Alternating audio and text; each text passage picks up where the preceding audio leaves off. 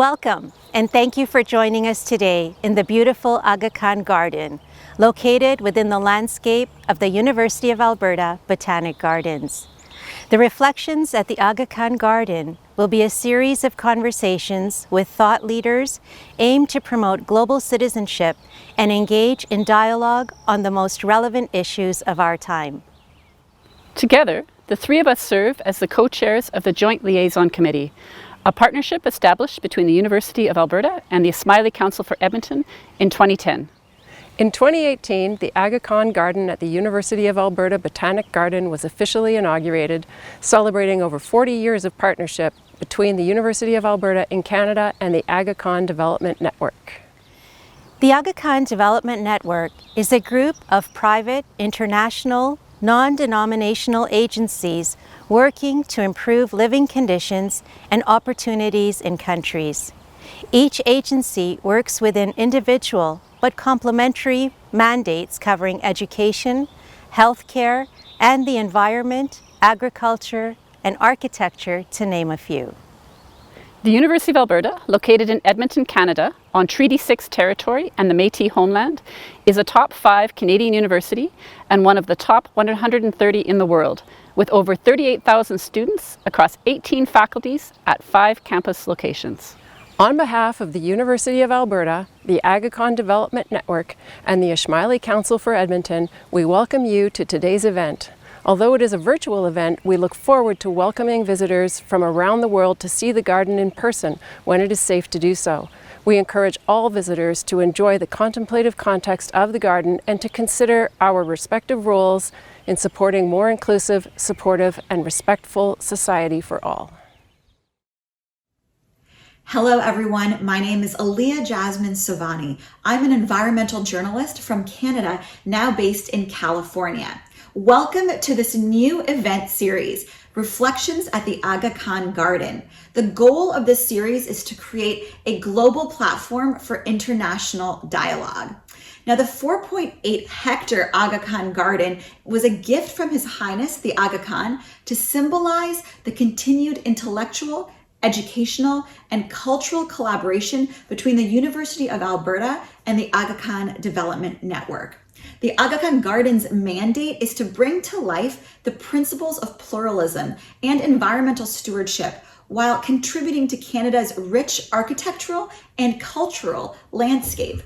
The Aga Khan Garden is a place, quote, to learn, for sharing, for romance, for diplomacy, and for reflection on the destiny of the human race, end quote.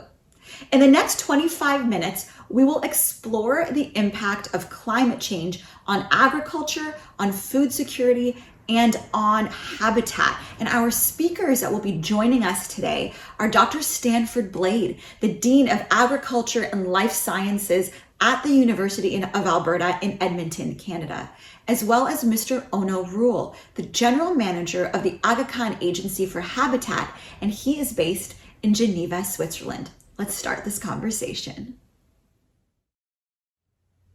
So this event is hosted virtually at and by the Aga Khan Garden at the University of Alberta. Now, the garden's designer, landscape architect Thomas Waltz, actually described this garden as being a traditional Islamic garden that was actually functioning. His Highness the Aga Khan said that it was intentionally designed to contribute to local agriculture. So Dean Blade, I asked the first question to you. Can you explain how the Aga Khan Garden contributes to local agriculture in Alberta, and also why this is noteworthy? Well, thank you for the question, Aliya Jasmine. His Highness is correct. The garden really is a microcosm of agriculture in this region. I think about the Bustan with its fruit trees, and really it links to the kinds of things that we do within our faculty. Our faculty connects agriculture to food, to nutrition, to human health. And really, the garden mirrors that with the diversity of plant material. And when we have the thousands of people that come to visit the garden, they start to understand the rhythm of growth, the cycles of production. So the garden is really just a great microcosm of the type of agriculture that happens in our region. Yeah, it's fascinating, right? Because the Aga Khan Garden itself contributes to wetland restoration in Alberta, right? And many of us know that the United Nations Sustainable Development Goal number 6 is clean water and sanitation. And just this week, Nature United in Canada, which I sit on the board of directors for, released their Natural Climate Solutions report, which says that using nature is actually the most effective way to combat the climate crisis, and it's also the most cost effective. So while all of these, nature-based solutions sound very exciting in theory, Onno, Ruhl, I ask you, can you speak to this issue of water security and, green infrastructure, and how the work of the Aga Khan Agency for Habitat actually relates to this in a practical way? Thanks so much, Aliya Jasmine. That's a great question, and it's really important, first of all, to understand the basic logic that when we talk about the climate crisis, many of us talk about the fact that we need to save the planet, when in fact what we need to do is save human existence on the planet. The planet will be just fine without people, and so it's about us, not the planet. And the way to think about it is that we need to restore the equilibrium between humans and nature on the planet so that both can survive. And it's really important to understand that without that equilibrium, it won't work. So that's the logic behind how we work at the Aga Khan Agency for Habitat. We work significantly in the high mountain areas in South and Central Asia, very important areas, as we know, traditionally for the AKDN. And in those areas, you got glacier melt, you got rising temperatures 3 times faster than in the rest of the world. And you also so you're on the front lines of climate change, just like the North Pole or the South Pole.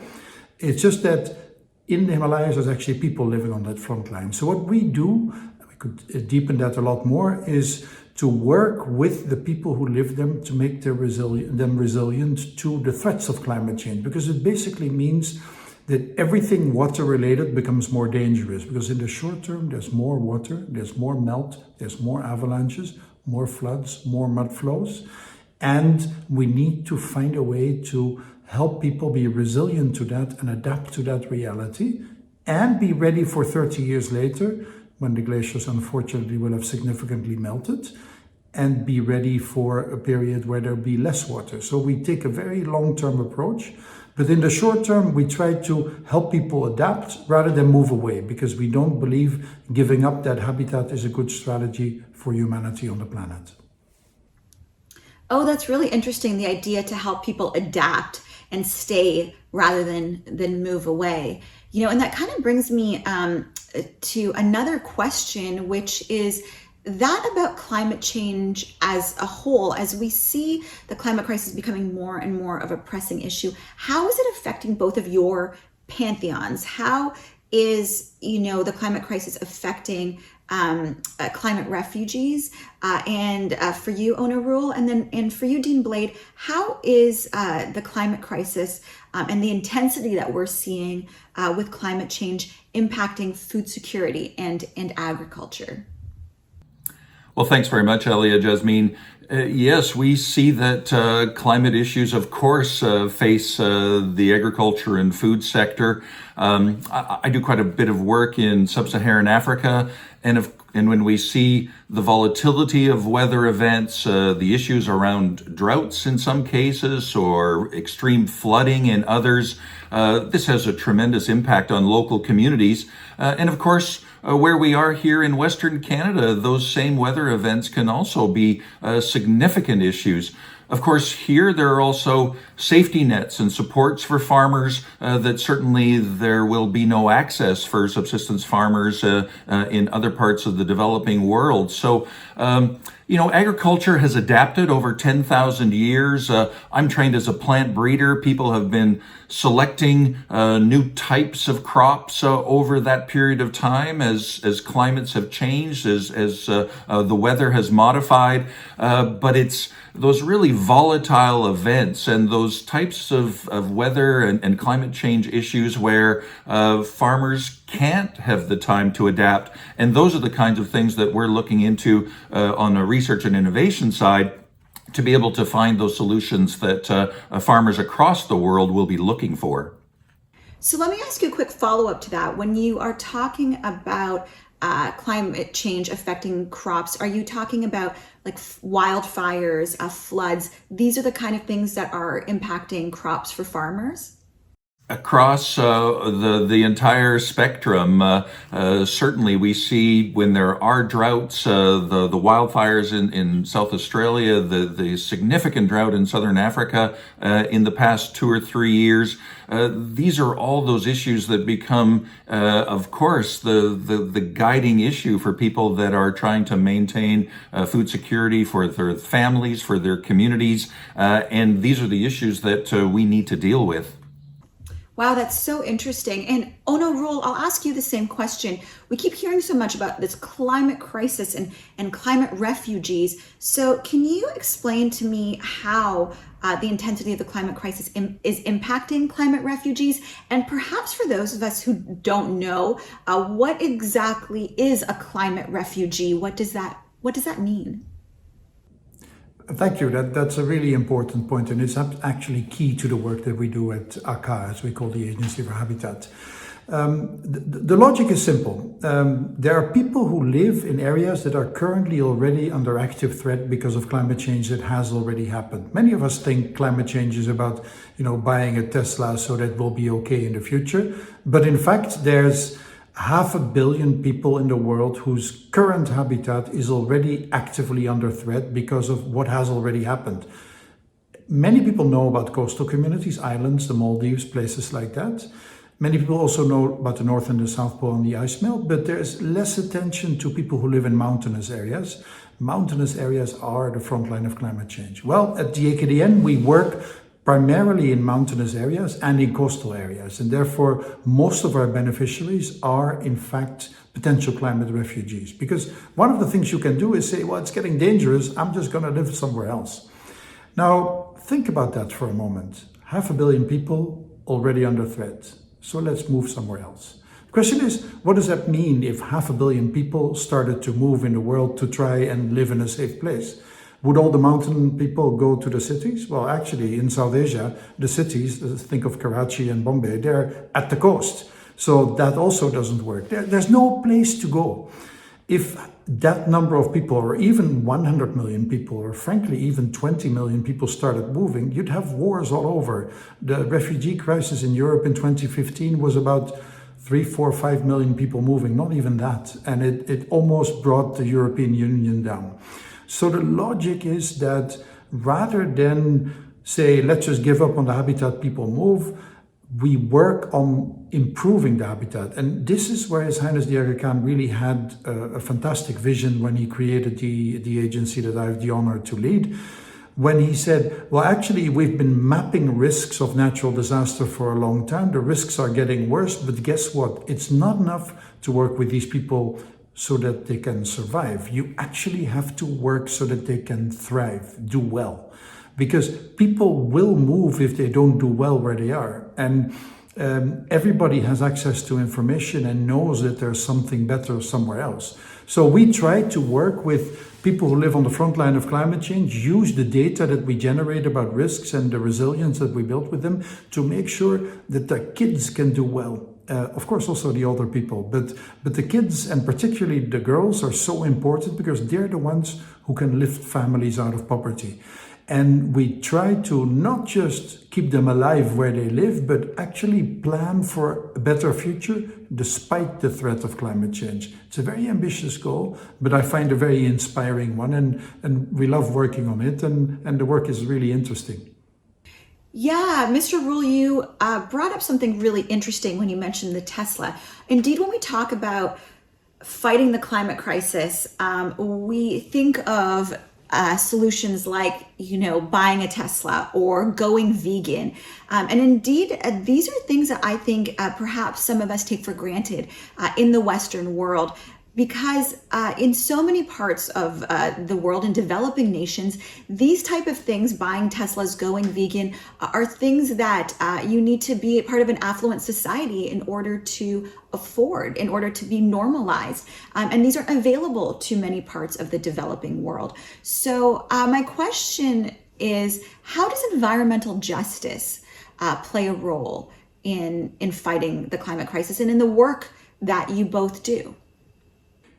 Well, yes, it does. But frankly, the developing world has largely moved on from the notion that the West is to blame for climate change and therefore they need to resolve it. It's obviously true that big countries and Western countries are largely to blame for it.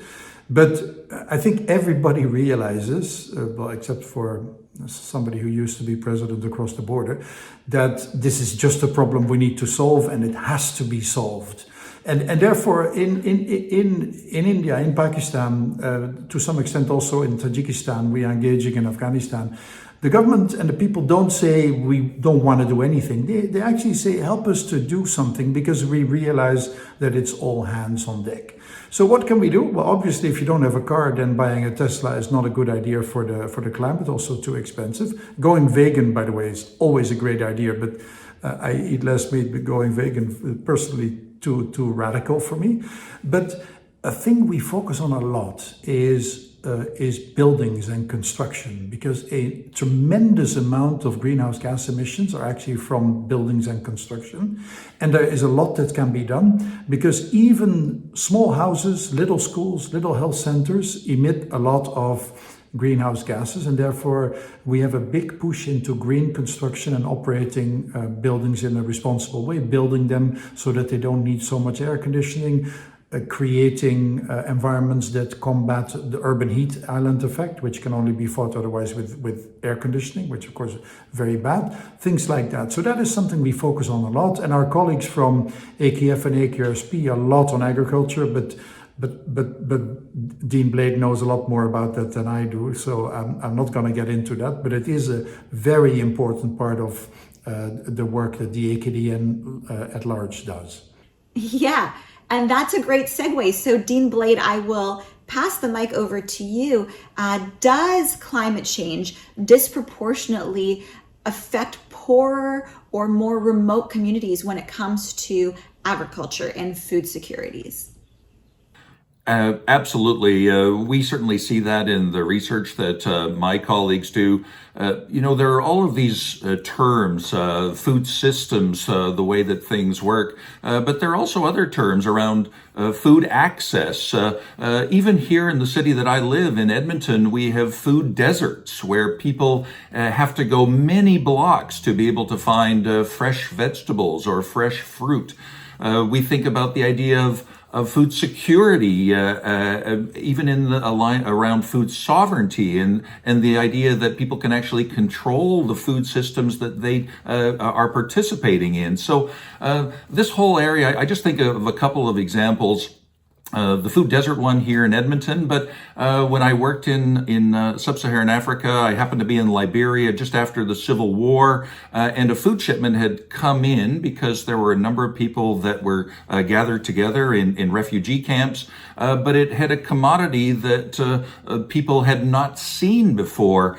So it's not just about providing food to make sure that people have caloric intake. It's really about making sure that food is acceptable, that it's culturally appropriate. These are the sorts of things that we need to think about in all parts of the world. And, when I think about the work that we do around trying to find adaptation to climate change issues, we look at all aspects, whether it's carbon sequestration. We have 10,000 hectares of farms and ranches around the province of Alberta here in Western Canada. We're looking at how we can actually increase the amount of carbon that is locked away in soil by soil management practices, by the way that we graze animals. We have a forestry department where we train foresters within our faculty, and we're thinking about how we increase and ensure that carbon sequestration is occurring in our forests. So there are ways to do these things. Certainly many groups, including the Institute of Tropical Agriculture that I'm a board member of looks at water storage, the possibilities of irrigation for high-value crop production. These are the sorts of things that people can respond to, but we need to make sure that there is equity in the way that people have access to food, and that they indeed have an influence on things like food policy and the way that food is actually coming to their families and to their communities. Wow, that's so fascinating. And when you say that there is a need for equity and people need to have a say, how do they get that say? How are the people able to get their voices heard in this? I think we see it coming together when people start talking about that food system approach, that we have citizens involved, that we have producers involved, and there are some great examples around the world. I know things that I've been involved with in Nigeria. Here are things that are going on in Western Canada, where we have groups of people that are coming together talking about the types of principles that they want to see around safe, sustainable production of food, of nutritious food. It's really when people come together in this systems approach that there's the kind of dialogue that everyone certainly will appreciate. When I think about producers here in Western Canada, farmers that farm large areas of agricultural land, they want to be just as responsive to be able to provide the food that citizens are actually looking for. And we see farmers in our area making a lot of changes in their practices to ensure that there is sustainability in what they do, both for the benefit of all citizens, but also, of course, many of these individuals are multi-generation producers, farmers that want to make sure that they are good stewards of the land that they are using for their agricultural production. Yeah, it's so interesting. And one of the things it makes me think of really is that when you look at the data and when you look at all the reporting that's been done about trends in the climate crisis and how climate change is affecting the world, data shows that communities of color, predominantly Black and Brown communities of color around the world, are disproportionately impacted by climate change and will be impacted the most by it the soonest. And in a year where the world saw so much racial reckoning, I'm curious to hear your thoughts on environmental justice and how we can achieve, as Dean Blade pointed out, achieve greater equity in our approaches to the environment. Thanks. I love the question, although, Dean Blade and I are two white guys talking about it, so I just want to first acknowledge that. But I want to say it's really important to understand that climate change disproportionately affects developing countries. Obviously, developing countries from a racial perspective are overwhelmingly of color. And also, as His Highness long since observed, climate change disproportionately affects those parts of the world where predominantly Muslims live. So it has many layers. So I think the first thing is just to acknowledge that. The second thing is, you said that the work we do is ambitious, and you're right. Because it sounds really ambitious. You've got a girl of color being born in Afghanistan. She's a minority there, and I say she should have a great future. That's seriously ambitious. But it's really important to understand that any other ambition than that, I don't want to be nasty, but is in essence racist. Because why would she have a lesser ambition because of who she is and where she's born? And that's why we work hard to bring world-class planning to remote communities, because there's many layers of discrimination. And one of the layers is that people in remote places somehow have less opportunity than people who are born in the capital city or wherever. So I think that is a really important issue. It's also important not to do that in a paternalistic way, because I can't make that girl do better. I've got my own girl. It's going to be difficult for me to influence what she does, but I definitely can't influence anybody else's. You have to create the circumstances, the opportunity where people can do that for themselves in a very empowering way, which is the hallmark of how AKDN works. So I think Even when you strip all of that away, then I have to say the climate crisis is deeply unjust. It's unjust from a racial perspective, it's unjust from a minority religious perspective, it's unjust from a generational perspective, because people from my generation have worked to take away the future of people of my daughter's generation. My daughter is a lot younger than I was blessed with a daughter at a later age. I can only acknowledge that and work hard, but I can't fix the mistakes that we made in the 60s and 70s and 80s. Right now, it's all hands on deck. So I think the most relevant conversation is, how do you do the most work that benefits everybody, understanding that if you take any other perspective, it's not just unjust, it also won't work, because we literally have to do everything we can that works to have any chance at success. That's so true and so powerful. And Dean Blade, I ask you the same question. How do we address this equity when it comes to the environment, and your thoughts on environmental justice in your line of work? I appreciate the question, Aliya Jasmine. We are thinking a lot about how we do incorporate equity, inclusivity. Certainly here in Canada, we are also thinking a lot about Indigenous initiatives and how to ensure that we have this broader level of diversity in all that we do. We've been also very engaged. Maybe I would take it from the point of view of understanding, particularly when we consider gender. We've come a long way in the last 20 years.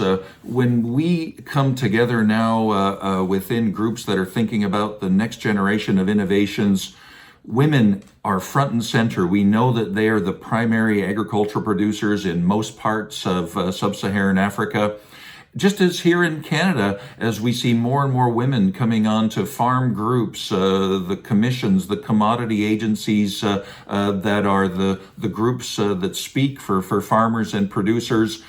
So having women engaged, to see women leading so many of the activities that are occurring. We've just had a new World Food Prize winner announced, and her background is in aquaculture.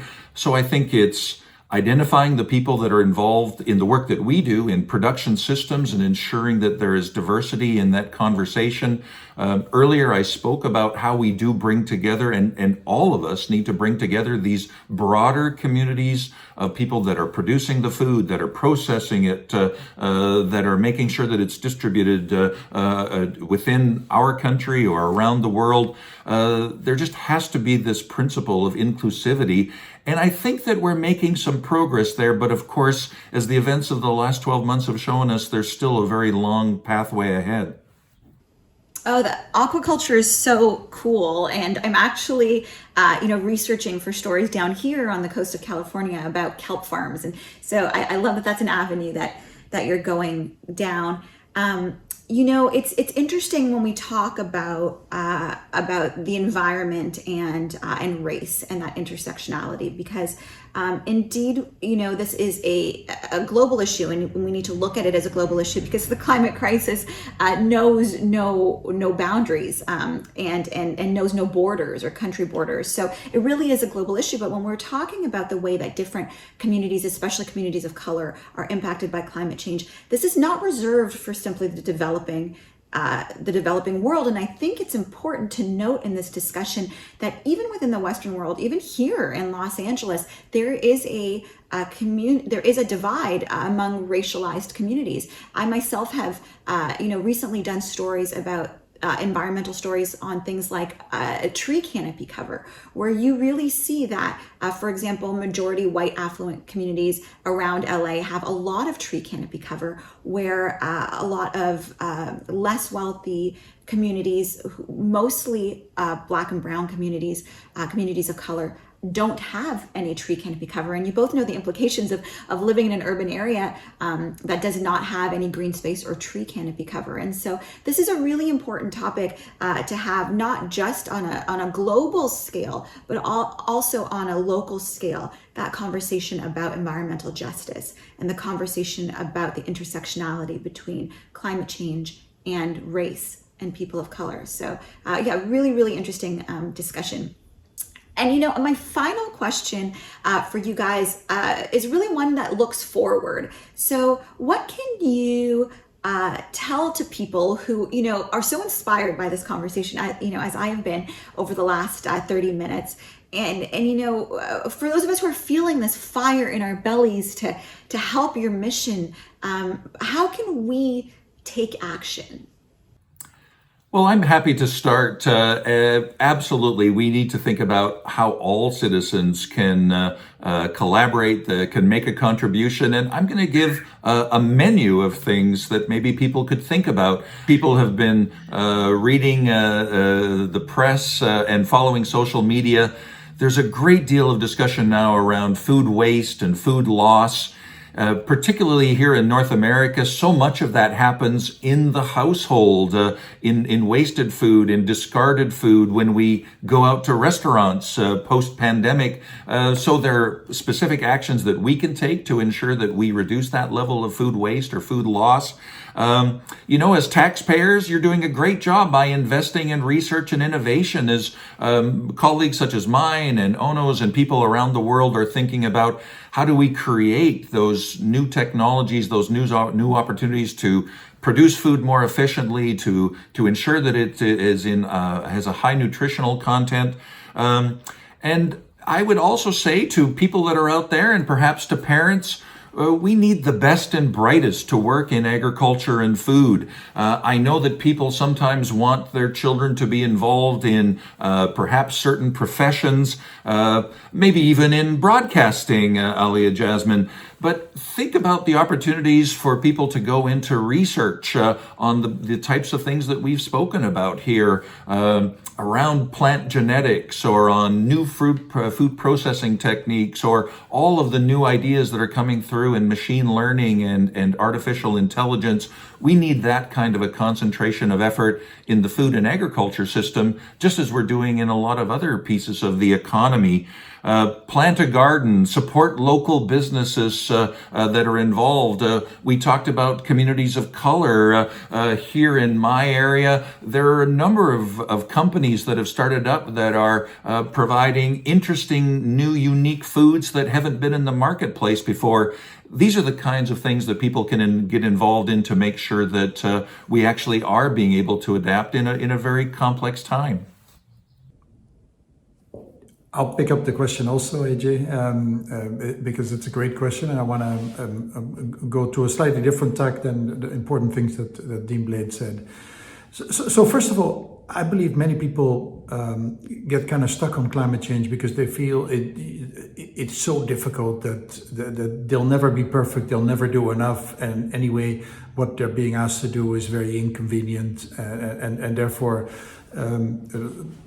people get stuck in doing nothing. So I want to say, if you feel fire in your belly, first of all, realize that you don't have to be perfect. I said I'm not going vegan because I just eat a little bit less meat. I can't bring myself to going vegan. I think that's okay. It would be better if I were vegan, but whatever. Think about what you can do and do something. So think about putting your thermostat for your air conditioning at 22, 23, not 18. Putting your heater in winter, not at 22, 23, but maybe at 19 or 20. Use public transport, eat less meat, recycle, don't drink bottled water. Whatever it is, you don't even have to do all of these things, but do some of them. If you want to buy a Tesla, go right ahead, or another electric car. But maybe you could use public transport or do a ride share and get a bike. If you're thinking biking is difficult, get an e-bike. Use renewable electricity if you charge it. It'd be a very good thing. Do something, because it is not that everybody has to be perfect in fighting climate change. It is that everybody has to do something, and something meaningful. And when you get into that mode, I think you'll invent other things that you can also do, and you'll realize that it saves you money. Some of it is really good. I've discovered that vegan hamburgers, because those I do eat, are actually better than beef hamburgers. Can't mention the brand, but it really is better. I prefer it now. And so I'm starting to think maybe vegan sausage. We'll get there. Do something. Don't try to be perfect, but don't think that your contribution is not important. If all of us do that, we'll get there.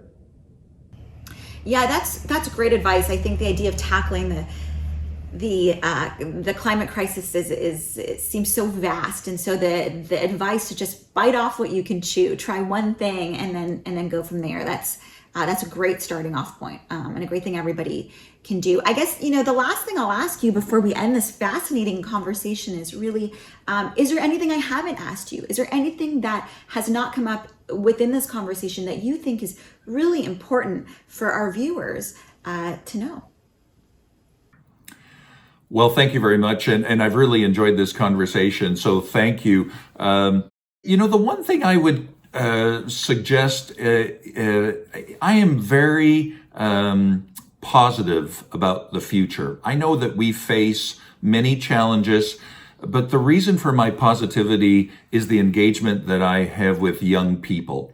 Of course, I have the benefit of 22 or 2,300 students within our faculty pursuing their undergraduate or graduate degrees. But when I see the kinds of things that they're doing, not only for their studies, but in extracurricular activities, getting involved in food security issues, engaging with communities. And I've seen the same in sub-Saharan Africa, where young people are really starting to see agriculture. People are using the term agripreneurs these days, as young individuals are coming in and thinking, how can they actually find a job, a livelihood in agriculture? And they see some real promise, not only because of the economic opportunities that are out there, and they are significant in the entire agriculture and food space around the world, but that people also want to give back. We see so many more students coming from urban environments. Traditionally, we always attracted people coming from rural areas to get undergraduate or graduate degrees in agriculture or food programs. But now these urban students are coming in because they really want to make a difference in the topics that we've spoken about today around climate change, around social justice, and they see agriculture, food as that hub that they can really get involved in. So I take great solace in that, and I think as we pass that torch to these people that are already making such a difference, these young people are really going to set us on the right pathway forward. I want to say, and I want to repeat, climate change is not doomsday. It can be, but it doesn't need to be. We can actually work ourselves out of this. Now, if we want to do that, then we need very powerful leadership on the one hand, and we need individual action from every individual, as I just talked. Now, I do want to focus on leadership. We're really excited in the AKDN that His Highness made climate change a banner theme for the AKDN. And when I go around and talk to beneficiaries and stakeholders in the AKDN, I get tremendous response because people are excited. It's important to understand that the leadership we need for success in climate change is in our own families. We need to listen to our children. Our children already know more about climate change than any of us do, and that includes you, AJ. You're much younger than I am, but it includes all of us. We need to listen to our children and understand that it is their future. They have much greater awareness. They learn things in school that we still struggle to understand, and they are bold in their actions. So just like we did in the anti-smoking campaign, we need to understand the power of youth to make change. And I believe it's really tremendous, and I believe it's the key to success. So in a way, that means that I can think about what I do next or maybe retire, and that's cool, because young people already know how to solve this problem. So let them solve it and follow their lead. Wow, wow, wow. So inspiring. And I think that's the perfect, button to end this conversation with, is the idea that, dealing with climate change and tackling climate change, it's not doomsday, that there is so much excitement and innovation and ambitious ideas out there that we can all look forward to get involved with to tackle this together. So thank you guys so much for being part of this fascinating conversation. It was really enjoyable for me, and I hope it was for you guys, as I'm sure it was for all of our viewers. So thank you both for being here today. Thanks, AJ. Thank you so much. What a fascinating conversation about climate change, about climate refugees, food security and agriculture, race and the environment. I found that so interesting, and I just wanted to thank both of our speakers for their time, as well as our partner, the University of Alberta, for making this fascinating conversation happen. And thank you to all of you, our viewers, for your time and for your interest in this subject. We look forward to bringing you our next edition of this event series in the fall of 2021. Thank you.